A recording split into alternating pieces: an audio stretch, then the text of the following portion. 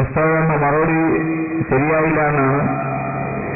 പക്ഷേ നമസ്കരിക്കുവാൻ സ്ത്രീകൾക്ക് അനുവാദമില്ല.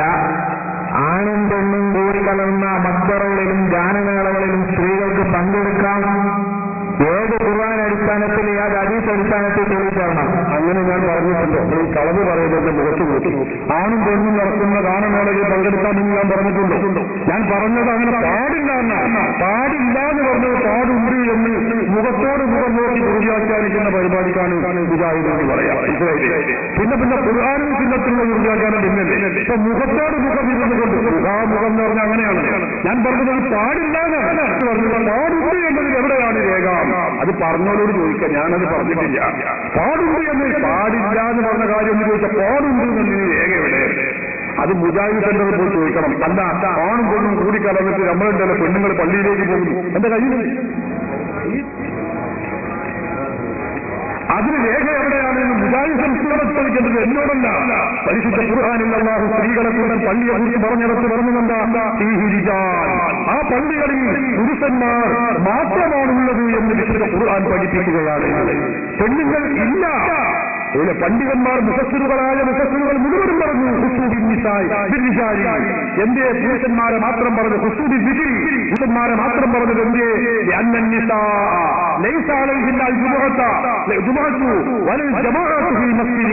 സ്ത്രീകൾക്ക് പള്ളിയിലുള്ള ജമാഅത്തില്ല, ജുമയുമില്ല.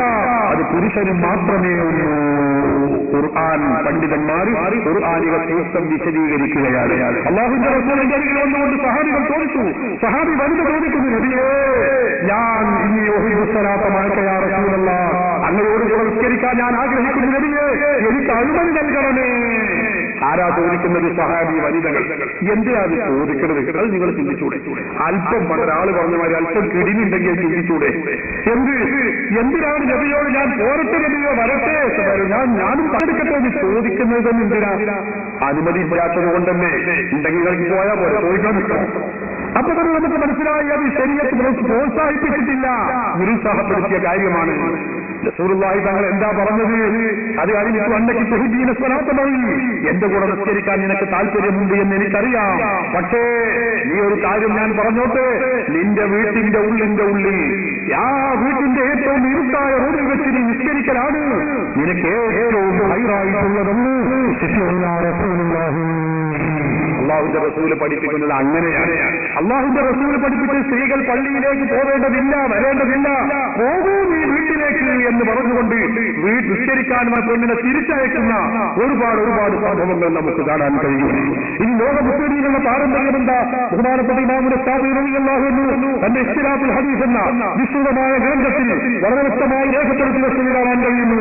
വളരെ വ്യക്തമായി മഹാനവറുകൾ പറഞ്ഞ ഹിജ്റ 150 ജനിച്ച ബഹുമാനപ്പെട്ട ഇമാം ഷാഫിഈ റളിയല്ലാഹു അൻഹു അവിടുന്ന് പറഞ്ഞു, പ്രധാനമായ റസൂലുള്ളാഹി സ്വല്ലല്ലാഹു അലൈഹി വസല്ലം നിസാഉൻ മിൻ അഹ്ലി ബൈത്തിഹി വ ബനാതിഹി വ മൗലയാതിഹി വ ഖദബിഹി അഹ്ലി ബൈത്തിഹി. അല്ലാഹുവിന്റെ റസൂലിന്റെ കൂടെ ഭാര്യമാരുണ്ടായിരുന്നു, പെൺകുട്ടികളുണ്ടായിരുന്നു, സേവകരായ സ്ത്രീകളുണ്ടായിരുന്നു, കുടുംബക്കാരായ സ്ത്രീകളുണ്ടായിരുന്നു. പക്ഷേ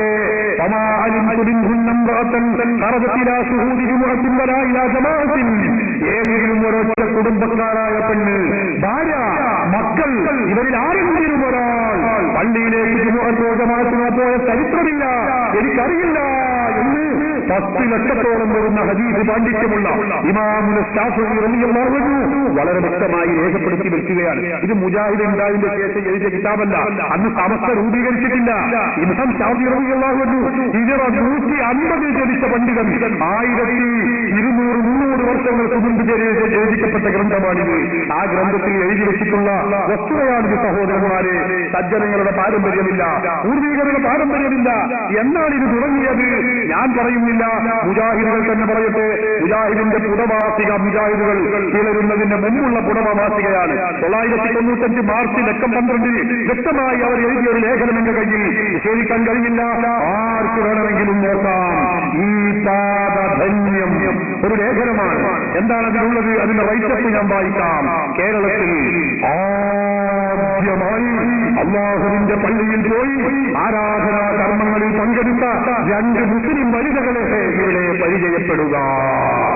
നോക്കൂ നിങ്ങൾ, കേരളത്തിൽ ഇസ്ലാം എത്തിയതല്ല റസൂലുള്ളാഹി സ്വല്ലല്ലാഹു അലൈഹി വസല്ലം തങ്ങളുടെ കാലഘട്ടത്തിലാണെന്ന് കേരളത്തിലെ മുജാഹിദ് പ്രസ്ഥാനം, ഇസ്ലാഹി പ്രസ്ഥാന ചരിത്രത്തിലുള്ള ആമുഖമെന്ന ഒരു കുട്ടിക 25 പൈസ വിലയുള്ള ഈ പുസ്തകത്തിൽ മുജാഹിദുകൾ പറയുന്നു, റസൂലുള്ളാഹിന്റെ കാലത്ത് കേരളത്തിൽ ഇസ്ലാം എത്തിയിട്ട് സ്ത്രീകൾ പള്ളിയിലേക്ക് പോകാൻ തുടങ്ങിയത് എന്നാണ്. മുജാഹിദ് മാസിക പറയുന്നു, കേരളത്തിൽ ആദ്യമായി പള്ളിയിൽ പോയത് 1950കളിലാണ് എന്നാ പറയുന്നത്. 50കളിൽ. അപ്പോ ഇവിടെ കേരളത്തിൽ മുജാഹിദ് പ്രസ്ഥാനം ഉണ്ടായത് 1920ലാണ്.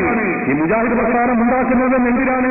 ഇവിടെ കുറെ സുന്നത്തുകൾ അത് അനാചാരമാക്കപ്പെട്ടിട്ടുണ്ട്, അല്ലെങ്കിൽ അനാചാരമുണ്ടാകെ മുസ്ലിമീങ്ങൾ നടപാടുന്നുണ്ട്. ഈ സുന്നത്തുകളെ പുനരുജ്ജീവിപ്പിക്കാനും അനാചാരത്തെ നിർമ്മാർജ്ജനം ചെയ്യുന്നതിനു വേണ്ടിയുമാണ് ഞങ്ങൾ ഇവിടെ രൂപീകരിച്ചത് എന്ന് മുജാഹിദുകൾ ആഘോഷിക്കാറുണ്ട്. എന്നിട്ട് അത് രൂപീകരിച്ചിട്ട് മുജാഹിദ് പ്രസ്ഥാനം 1920കളിൽ പെണ്ണുങ്ങളെ പള്ളിയിലേക്ക് കൊണ്ടുപോയിട്ടില്ല, 30കളിൽ കൊണ്ടുപോയിട്ടില്ല, 40കളിൽ കൊണ്ടുപോയിട്ടില്ല. 1950കളിലാണ് സ്ത്രീകൾ ആദ്യമായി പള്ളിയിലേക്ക് ജമാഅത്തിനും പോയതെന്ന് മുജാഹിദിന്റെ പത്രമാണ് പറയുന്നത്, ഞങ്ങളെ വകയല്ല. പറയൂ നിങ്ങൾ, അതുവരെ ഈ സുന്നത്ത് ഇല്ലാതെയായിരുന്നു. പിന്നെ ഈ സുന്നത്ത് ഇങ്ങനെ ഒരു പുണ്യകർമ്മം ഉണ്ടാവാൻ മുജാഹിദുകൾക്ക് ആയത്തെവിടെ നിന്ന് കിട്ടി, ഹദീസ് എവിടെ നിന്ന് കിട്ടി? അത് മുജാഹിദുകളാണ് വിശദീകരിക്കേണ്ടത്. ഏത് ഭൂതം വഴിയാണ് നിങ്ങൾക്ക് ഈ സന്ദേശം ലഭിച്ചത് എന്നതാണ് ഞങ്ങൾക്കറിയാത്ത കാര്യം. സഹോദരന്മാരെ, ഇസ്ലാമിന്റെ പ്രമാണങ്ങളുടെ പിൻബലമില്ലാത്ത കാര്യമാണിത്. പ്രവാചകരുടെ നിർദ്ദേശമില്ല.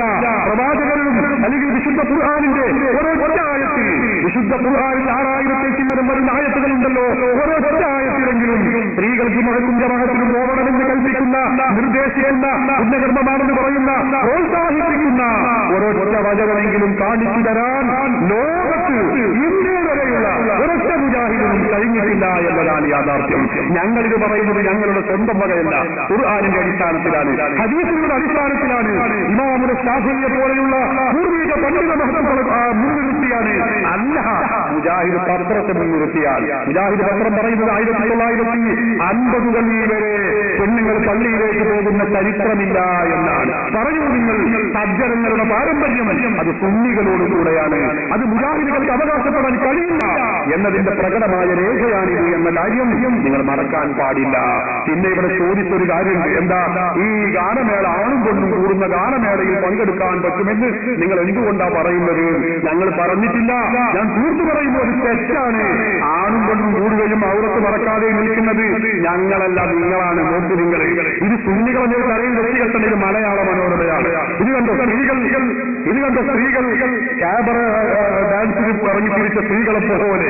നോക്കൂ നിങ്ങൾ, പുണ്യദിനത്തിന്റെ ഉദയം, നിങ്ങളുടെ അനുഗ്രഹം പോലെ ആഹ്ലാദോഘോഷമായി വന്ന ചെറിയ പെരുന്നാളിൽ ഇന്നലെ കോഴിക്കോട് മൊയ്തീൻ പള്ളി, കോഴിക്കോട് മൊയ്തീൻ പള്ളി തന്നെ മുജാഹിദിന്റെ പള്ളിയാണ്.